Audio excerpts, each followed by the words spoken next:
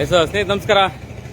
ತಾವೇನು ನೋಡ್ತಾ ಇದ್ದೀರಾ, ಬನ್ನೂರು ನಮ್ಮ ಐತಿಹಾಸಿಕ ನಗರಿ, ಧಾರ್ಮಿಕ ನಗರಿ ಹಾಗೂ ಸಾಮರಸ್ಯದ ಹೋಬಳಿ ಅಂದರೆ ಅದು ಬನ್ನೂರು ಹೋಬಳಿನಲ್ಲಿ ಶ್ರೀರಾಮನ ಇವತ್ತು ಉತ್ಸವ ಕೂಡ ಮಾಡಿರುವಂಥದ್ದು. ಸಂಕ್ರಾಂತಿಯ ಹಬ್ಬದ ವಿಚಾರವಾಗಿ ಎಲ್ಲ ಧಾರ್ಮಿಕ ಆಚರಣೆಗಳು ಕೂಡ ಎಲ್ಲ ಹಬ್ಬಗಳಲ್ಲೂ ಕೂಡ ಬನ್ನೂರಿನ ನಾಯಕ ಸಮುದಾಯದ ರಾಮ ಮಂದಿರದಲ್ಲಿ ಈ ಒಂದು ವಿಶೇಷವಾದ ಪೂಜೆ ಕೂಡ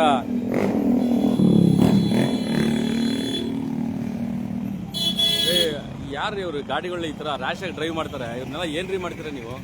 ಸಂಬಂಧಪಟ್ಟಂಥ ಅಧಿಕಾರಿಗಳು ನೋಡಿ ಎಷ್ಟು ಟ್ರಿಬಲ್ ರೈಡಿಂಗ್ ರ್ಯಾಶು. ನಾನು ಈ ಲೈವ್ ವಿಡಿಯೋ ಮಾಡ್ಬೇಕಾದ್ರೆ ಇದು ನೋಡಿದ್ದು. ಯಾರು ಪೊಲೀಸ್ ಅಧಿಕಾರಿಗಳಿದ್ದೀರಾ 112 ನೀವು ಏನ್ರಿ ದಯವಿಟ್ಟು ಇವರು ಇಂಥವ್ರನ್ನೆಲ್ಲ ಚೇಂಜ್ ಮಾಡಿರಿ. ಏನಾನ ರ್ಯಾಶ್ ಡ್ರೈವಿಂಗು, ಟ್ರಿಬಲ್ ರೈಡಿಂಗು, ಕ್ಯಾಮ್ರಾಗಳಲ್ಲಿ ಬರೀ ರೈತರಿಗೆ ಮಾತ್ರ ಫೈನ್ ಬೀಳ್ತಾ ಇದೆ. ಹಾಗಾಗಿ ತಾವೇ ನೋಡ್ತಾ ಇದ್ದೀರಾ, ಇಷ್ಟು ರ್ಯಾಶ್ ಡ್ರೈವಿಂಗ್ ಕೂಡ ಆಯಿತು ಈ ರೋಡಲ್ಲಿ. ಸಿಕ್ಕಾಪಟ್ಟೆ ರ್ಯಾಶ್ ಡ್ರೈವಿಂಗ್ಗಳು ನಡೀತಾ ಇದೆ. ಸಂಬಂಧಪಟ್ಟ ಅಧಿಕಾರಿಗಳು ಏನು ಮಾಡ್ತಾರೋ ಗೊತ್ತಿಲ್ಲ. ಹಾಗೆಯೇ ಬಹಳ ಬಿರುಸಿನಿಂದ ನಡೀತಾ ಇರೋದು ಒಂದು ವ್ಯಾಪಾರ ಕೂಡ ಇವತ್ತು ನೋಡ್ತಾ ಇದ್ದೀವಿ. ಸಂಕ್ರಾಂತಿ ಹಬ್ಬ ಅಂದರೆ ಇವತ್ತು ಅದು ರೈತರ ಹಬ್ಬ. ಹಾಗಾಗಿ ಇಲ್ಲಿ ಎಲ್ಲ ದೇವಸ್ಥಾನದಲ್ಲೂ, ಇದೊಂದೇ ಅಂತಲ್ಲ, ಎಲ್ಲ ದೇವಸ್ಥಾನಗಳು, ರಾಮ ಮಂದಿರಗಳಲ್ಲಿ ಮತ್ತು ಎಲ್ಲ ದೇವಸ್ಥಾನಗಳಲ್ಲಿ ಕೂಡ ವಿಶೇಷ ಪೂಜೆ ಮತ್ತು ಪ್ರಸಾದ ವಿನಿಯೋಗ ಕೂಡ ಮಾಡ್ತಾ ಇರೋದು. ನಮ್ಮ ಬನ್ನೂರಿನ ನಾಯಕ ಬೀದಿಯಲ್ಲಿರುವಂಥ ಒಂದು ಹಳೆಯ, ಹೆಚ್ಚು ಕಮ್ಮಿ ಒಂದು 100 ವರ್ಷದ ಇತಿಹಾಸ ಇರುವಂಥ ಒಂದು ದೊಡ್ಡ ರಾಮ ಮಂದಿರ. ಬನ್ನೂರಿಗೆ ದೊಡ್ಡ ರಾಮ ಮಂದಿರ ಅಂತ ಹೇಳ್ಬೋದು. ಯಾಕೆಂದರೆ ಅಷ್ಟು ವಿಶಾಲವಾಗಿದೆ ಮತ್ತು ಯಾವುದೇ ರೀತಿಯಂಥ ಆ ಸಮುದಾಯದ ಯಾವುದೇ ರೀತಿಯಂಥ ಒಂದಷ್ಟು ಧಾರ್ಮಿಕ ಆಚರಣೆಗೂ ಕೂಡ ಇಲ್ಲಿ ಆಗುವಂಥದ್ದು. ತಾವೇನು ನೋಡ್ತಾ ಇದ್ದೀರಾ, ಇಲ್ಲಿ ರಾಮ ಮಂದಿರ ಈಗ ತಾನೇ ನಿಮ್ಗೆ ಅಲ್ಲಿ ತೋರಿಸಿದೆ. ಅಲ್ಲೂ ಕೂಡ ಬನ್ನೂರಿನ ಹಳೆ ಬೀದಿನಲ್ಲಿ ಕೂಡ ನಾಯಕರ ಬೀದಿಯಲ್ಲಿ ಒಂದು ಉತ್ಸವ ಕೂಡ ನಡೀತಾ ಇತ್ತು. ಮತ್ತು ಈ ಒಂದು ಸಂಕ್ರಮಣ ಹಬ್ಬದ ವಿಶೇಷ ತಾವೇನು ನೋಡ್ತಾ ಇದ್ದೀರಾ, ಹನುಮನ ಮೂರ್ತಿ ಇದೆ, ರಾಮ ಮತ್ತು ವಿಗ್ರಹ ಪ್ರಭಾವಳಿ ಇರುವಂಥ ಒಂದು ಫೋಟೋ ಕೂಡ ಇದೆ. ಜೊತೆಗೆ ವೆಂಕಟೇಶ್ವರ ಸ್ವಾಮಿ ಇರುವಂಥದ್ದು, ಗಣಪತಿ, ಹಾಗೆ ಲಕ್ಷ್ಮೀದೇವಿ ಇರುವಂಥದ್ದು. ಇದು ಭಾಳ ವಿಶೇಷವಾಗಿರೋದು. ನಾವು ಚಿಕ್ಕವರಾಗಿದ್ದಾಗ ಇದನ್ನ ಪ್ರತಿದಿನ ಜ್ಞಾಪಿಸ್ಕೊಳ್ಳುವ ಈ ಒಂದು ದೇವಸ್ಥಾನದ ಒಂದು ಚಿತ್ರಣ. ಹಾಗಾಗಿ ಪ್ರತಿದಿನ ಕೂಡ ಇಲ್ಲಿ ಧಾರ್ಮಿಕ ಆಚರಣೆಗಳಾಗ್ತಾರೆ. ಆ ಧಾರ್ಮಿಕ ಆಚರಣೆಗಳು ಕೂಡ ಇಲ್ಲಿ ಮಾಡ್ತಾನೆ ಇರ್ತಾರೆ. ಭಾಳ ಬಿರುಸಿನಿಂದ ಇವತ್ತು ಬನ್ನೂರಿನಲ್ಲಿ ಸಂಕ್ರಾಂತಿ ಹಬ್ಬದ ಆಚರಣೆ ನಡೀತಾ ಇರೋದು ಮತ್ತು ವ್ಯಾಪಾರಗಳು ಕೂಡ ಭಾಳ ಜೋರಾಗಿ ಕೂಡ ನಡೀತಾ ಇದೆ. ತಾವೇ ನೋಡ್ತಾ ಇದ್ದೀರಾ, ಬನ್ನೂರು ಭಾಳ ಜನಸಂಖ್ಯೆ ಜಾಸ್ತಿ ಆಯಿತು. ಹಾಗಾಗಿ ತಾವೇನು ಇವತ್ತು ಅಯ್ಯಪ್ಪ ಮಾಲಾಧಾರಿಗಳು ಕೂಡ ಬಿರುಸಿನ ಒಂದು ವ್ಯಾಪಾರ ಮಾಡ್ತಾ ಇದ್ದಾರೆ. ಗುರುಗಳೇ, ನಮ್ಮ ಗುರುಗಳದು ಬೃಂದಾವನದ್ದು ಯಾವತ್ತು ಗುರುಗಳದು? ಜನವರಿ 1ನೇ ತಾರೀಕು. ರಘುನಾಥ್ ಗುರುಗಳದು. ಆಯ್ತಾ ಗುರುಗಳದು? ನೋಡಿ, ನನಗೆ ಗೊತ್ತಾಗಿಲ್ಲ ವಿಚಾರ. ಇಲ್ಲ, ಬಂದಿರಲಿಲ್ಲ ಗುರುಗಳೇ. ಹಾಗೆ ಪ್ರತಿ ವರ್ಷ ಆಗುತ್ತೆ ಇದು. ರಘುನಾಥ್ ಗುರುಜಿ ಅವ್ರದ್ದು ಬೃಂದಾವನ ಇದೆ ಇಲ್ಲಿ. ಬಹಳ ವಿಶೇಷವಾಗಿ ಐತಿಹಾಸಿಕ ಇರುವಂತ ಬೃಂದಾವನ ಇದು. 77ನೇ ಆರಾಧನೆ. ಯಾಕೆ ನಾನು ಮೈಸೂರಿದ್ರಿಂದ ಸಾಮಾನ್ಯವಾಗಿ ಕೆಲವೊಂದು ವಿಚಾರಗಳು ಗೊತ್ತಾಗಲ್ಲ.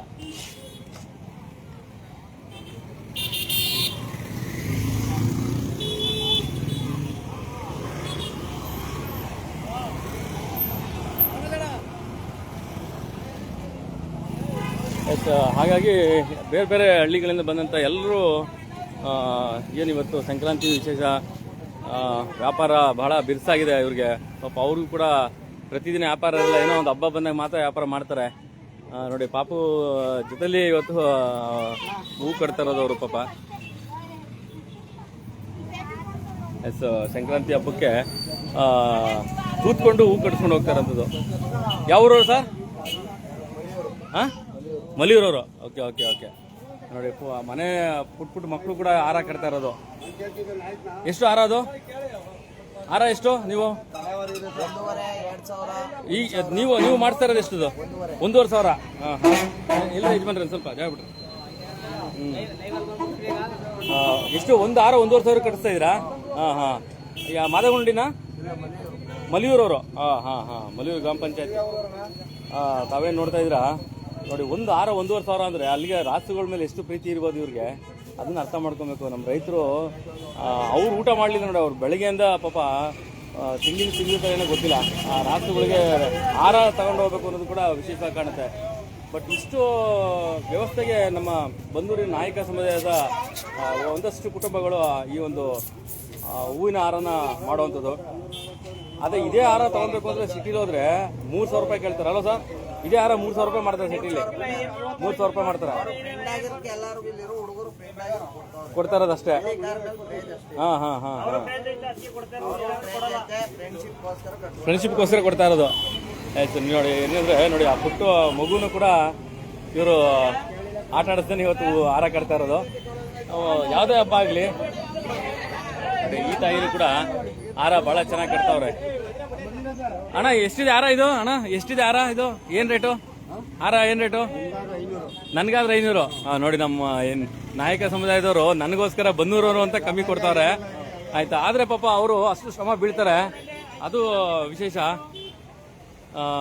ನಿಜಲ್ಲೂ ಒಂದು ಹಾರಗಳನ್ನ ಇಷ್ಟು ಭಾಳ ವಿಶೇಷವಾಗಿ ಇದನ್ನು ರೆಡಿ ಮಾಡ್ತಾರಲ್ಲ, ಅದು ಜವಾಬ್ದಾರಿ.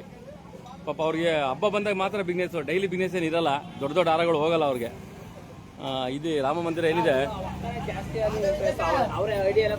ಹಾಂ ಹಾಂ ಹಾಂ ನೋಡಿ, ಎಲ್ಲ ಮನೆ ಮಕ್ಕಳು ಕೂಡ ಇದನ್ನ ಕಟ್ಟುವಂಥದ್ದು. ನಿಜಲ್ಲೂ ಅವ್ರಿಗೆ ಒಳ್ಳೇದಾಗಲಿ. ಯಾಕೆಂದರೆ ಪಾಪ ಹಬ್ಬ ಬರೋದು ಅಪರೂಪಕ್ಕೆ ಬರೋಂಥ ಒಂದು ಹಬ್ಬ, ಹಾಗಾಗಿ ಅವ್ರಿಗೂ ಕೂಡ ಬಿಸ್ನೆಸ್ ಆಗಬೇಕು.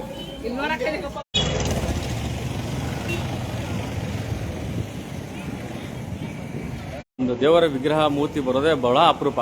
ಭಾಳ ಒಂದು 100 ವರ್ಷಗಳ ಇರುವಂಥ ಒಂದು ಇತಿಹಾಸ ಇರುವಂಥ ಒಂದು ರಾಮ ಮಂದಿರ, ಭಾಳ ದೊಡ್ಡ ರಾಮ ಮಂದಿರ ಇದು. ಬನ್ನೂರಿನಲ್ಲಿ ನಾಯಕ ಸಮುದಾಯದ ರಾಮ ಮಂದಿರ ಅಂದರೆ ಇದು ಭಾಳ ದೊಡ್ಡದಾಗಿದೆ.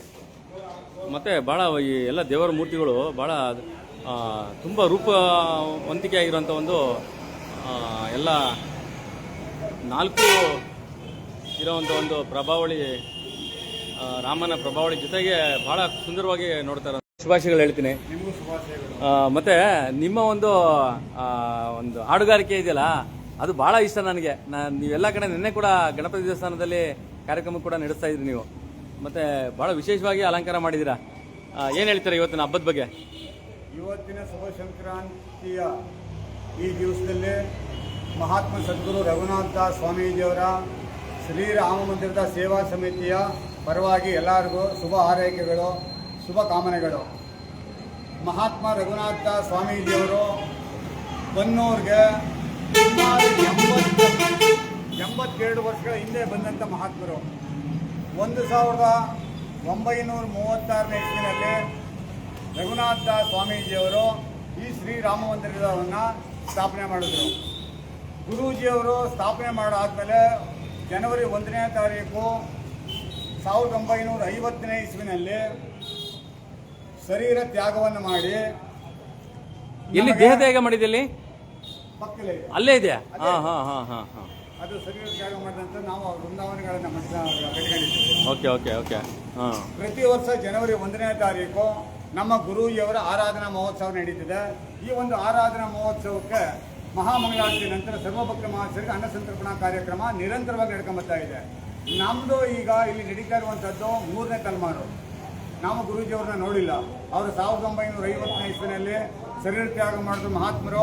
ನಾವು ಜನವರಿ 1ನೇ ತಾರೀಕು ಸಾಂಕೇತಿಕವಾಗಿ ಅವರ ಆರಾಧನಾ ಮಹೋತ್ಸವಗಳನ್ನು ನಾವು ಮಾಡ್ಕೊಂಬರ್ತಾ ಇದ್ದೀವಿ.